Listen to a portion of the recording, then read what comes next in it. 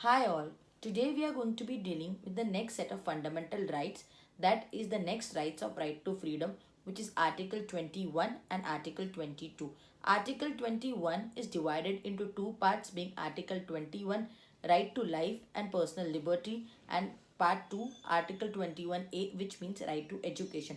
Article 22 deals with protection from arrest and detention in certain cases.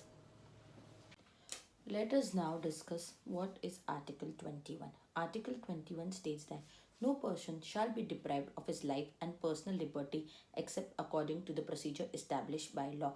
In short, it means that in order to deprive a human being of his right to life or personal liberty, or to restrain him from doing a particular act, the due procedure of law should be followed. Can right to life be defined, or can right to personal liberty be defined? The meaning of life or liberty cannot be narrowed down to a particular aspect. The Honorable Apex Court, in various of its rulings, has decided that right to life means to live a life in a meaningful, complete, and natural manner. Mere existence or surviving like animals does not lead to right to life.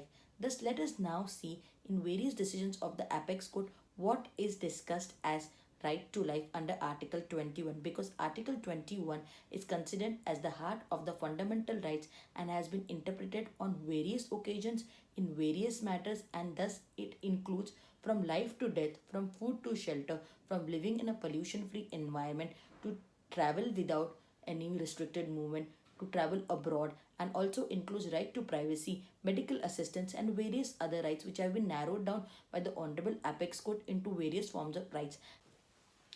Let us now see the various aspects in which the Honorable Apex Court has discussed Article 21 through various rulings, one after another, in order to clear the position. The scope of Article 21 was bit narrow till 1950 in A.K. Gopalan's case. A.K. Gopalan's case was a case wherein A.K. Gopalan was detained by the government, and hence he approached the Honorable Apex Court stating that his detention was illegal and was a straight infringement of his right to life. The Supreme Court, while dealing with this particular case, stated that physical restraint and confinement can also be termed as an infringement to right to life and personal liberty. The Honorable Apex Court, while dealing with the case of Menaka Gandhi versus Union of India, has opened up new dimensions with regards to the rights available under Article 21, that is right to liberty and life. The government of India had impounded the passport of Menaka Gandhi and hence restricted her right to travel abroad. She approached the Honorable Supreme Court stating that this act of the government was in straight infringement upon her fundamental rights. The government, while dealing with this aspect, has stated that the state, while laying down laws and procedures, has to see that the procedures are just, fair, and reasonable, and not unreasonable, arbitrarily, and causing hindrance to one's fundamental rights bestowed by the Constitution of India. On the same lines, the Apex Court, while dealing with the case of Francis Corin Mullen versus the Union Territory of Delhi, stated that the state has a right to lay down procedures, but the procedures cannot be whimsical and fanciful and should not cause trouble to the citizens. In the case of Bandhav Mukti Morcha versus Union of India and others, the Supreme Court states that Article 21 assures a human life with dignity and free from exploitation. It has stated that the state is under an obligation to see that there is no violation of fundamental rights, especially of a class of a weaker section, and stated that basic human dignity is compliance of the state and every citizen should be allowed to live with that. Meaning of the word life includes right to live in fair and reasonable conditions, right to rehabilitation after release from prison, right to livelihood by the legal means, and decent environment. The expanded scope of Article 21 has been explained by the Honorable Apex Court in the case of Unnikrishnan versus State of Andhra Pradesh. In this particular case law, the Supreme Court has provided a list of certain rights covered under Article 21. Let us see what are they. The right to go abroad, the right to privacy, the right against solitary confinement, the right against handcuffing, the right against delayed execution, the right to shelter, the right against custodial death, the right against public hanging, and doctor's assistance. Thus, to conclude, we can say that the Article 21 of the Constitution of India bestows a right upon a human being residing in this country at a particular time to have an absolute right to life and personal liberty after following the due procedure of law. The underlying factor of this particular article is that though it gives you right to life, it does not give you right to die. Thus, the Supreme Court in Gyan Singh versus State has clearly stated that Article 21 only includes right to live and does not give a right to die, which means that the fundamental rights cannot be waived off. If you have a right to live, you do not have a right to take your own life. Thus, it gives you absolute liberty with relation to life and not death. Thus, we have now seen that Article 21 deals with right to life and personal liberty. Let us now deal with our next part, that is Article 21A, that is right to education. The right to education is read as no person shall be denied of free and compulsory education between the age group of 6 to 14 by the state. The state is under a mandatory obligation to provide free and compulsory education to all. The right to education as a fundamental right has been included after the Honorable Supreme Court in the case of Mohani Jain vs. State of Karnataka pronounced that the right to education flows directly from the right to life. The right to life and the dignity of an individual cannot be assured unless it is accompanied by the right to education. The right to education prohibits the following things, that is physical punishment and mental harassments, screening procedures for admission, private tuitions by teachers, and running of schools without recognition. It also prohibits capitation fees by institution and guarantees that all the students get equal treatment while taking education. This right has been included as a fundamental right because right to education is essential for the basic living of a human being. Let us now proceed with the next article, that is Article 22. Article 22 deals with protection of arrest and detention in certain cases. Let us see what are they now. Let us now see Clause 1 of Article 22. Clause 1 of Article 22 states that any person who's been arrested by an investigating officer or detained is entitled to know the reasons of such arrest or detention. If he is not informed the same, this person who's been detained is entitled to ask them the same.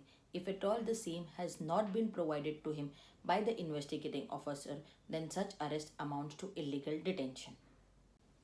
It is the duty of the investigating officer immediately upon arrest of a person to reduce the information into writing and inform the same to the blood relative of the detainee. If the blood relative of the detainee is not available, the same shall be informed to his friend or any other person along with the copy of the FIR. The Honorable Apex Court in the decision of Youth Association has stated that FIR is a right of the accused and the same shall be provided to him immediately. The arrested person is entitled to legal aid and is entitled to be assisted by a legal practitioner. If at all the above ingredients are not satisfied, then the same amounts to infringement of protection under Article 22 and the same shall be termed as illegal arrest. It should be noted that in order to arrest a woman, there are certain special requirements that in order to arrest a woman officer should accompany the arresting party or the investigating party, and women cannot be arrested from sunset to sunrise.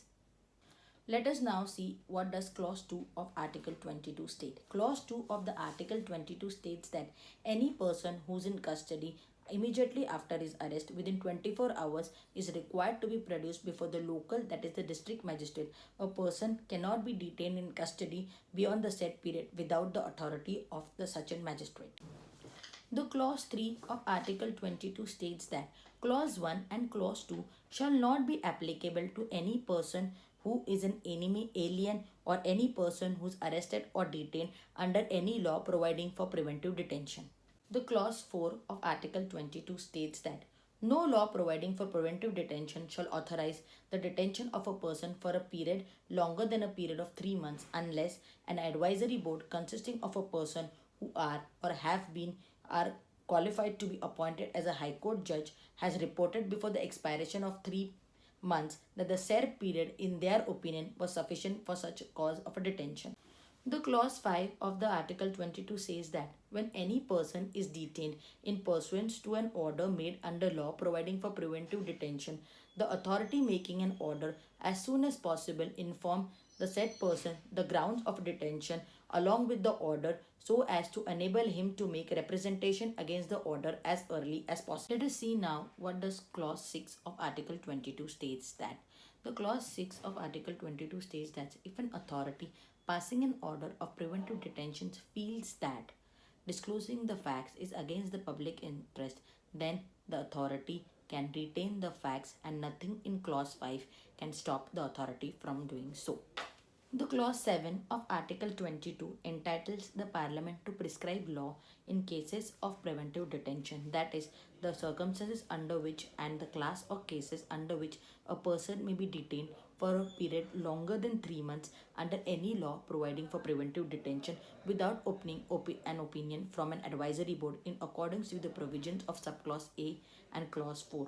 The authority, that is the Parliament, may decide the maximum period of which a person may, in any class or class, be detained under the law for preventive detention, and the procedure to be followed by the advisory board and an inquiry under subclause A of the clause 4 to prevent right against exploitation. Now let us see the second part of Article 22. The second part of Article 22 deals with the provisions of preventive detention. What is preventive detention? In preventive detention, the government or the authorities have an power to put a person under preventive detention if at all there is a threat of him from committing certain crime. Preventive detention is the detention of a person without trial for a limited period when the state suspects that a person is likely to commit a crime or he is a threat to the security. Such detention too is a subject matter of some safeguards under Article 22. These provisions are as follows. Let us see them. A person detained on the ground of suspicion shall be detained for a maximum period of 3 months.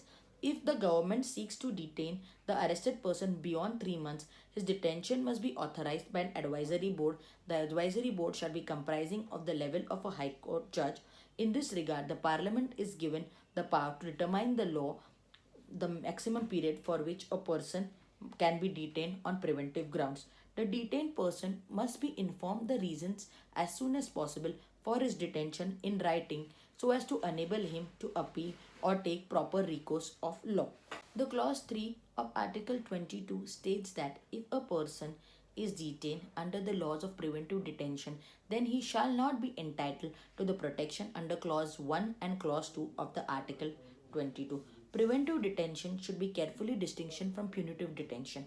Punitive detention is punishment for illegal acts done. Preventive detention, on the other hand, is action taken beforehand to prevent possible commit of crime. Preventive detention, thus, is an action taken on the grounds of suspicion of some wrong actions to be done by the concerned persons. Preventive detention can only be for 4 grounds. The 4 grounds are if the person is going to cause damage to the security of the state, if there is going to be some damage to the maintenance of public order, maintenance to supply of essential services and defense and foreign affairs or security of India.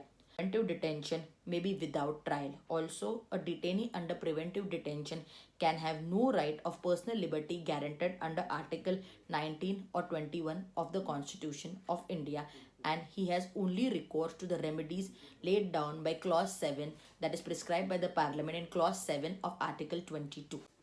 So today, through this video, I have tried to explain Article 21 and 22 in a simpler language so that it can be beneficial to all of you. The views expressed in this video are not personal opinions and are based on the legal position in India. Do not forget to like, share and comment on the video. And if you haven't subscribed to my channel, please do so and press on the bell button for more updates. Till then, bye. See you all next week. Thank you.